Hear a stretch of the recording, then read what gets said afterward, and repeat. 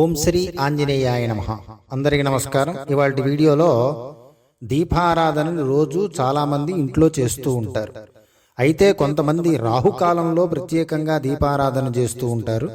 ఈ దీపారాధన దేవాలయంలోనే చెయ్యాలా లేకపోతే ఇంట్లో చేసుకోవచ్చునా? వీటి గురించి ఈ వీడియోలో తెలుసుకుందాం.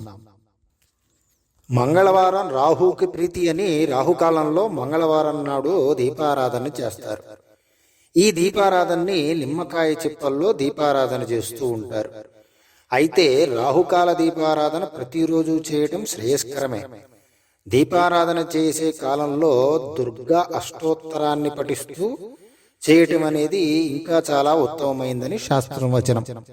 దేవాలయంలో తలుపులు తెరిచి ఉంటేనే రాహుకాల దీపారాధన చేయాలి. రాహుకాల దీపారాధన చేసేవారు ఉపవాసం తప్పకుండా ఉండాలి అని శాస్త్రంలో ఉన్నది. నిత్యము ఆడువారు తల మీద పసుపు నీరు జల్లుకున్న తరువాత మాత్రమే దీపారాధనని చేయాలి. ఒకవేళ దేవాలయం మూసి ఉంటే ఇంట్లోనే దుర్గార్చన చేసి దీపారాధనని చేసుకోవచ్చు.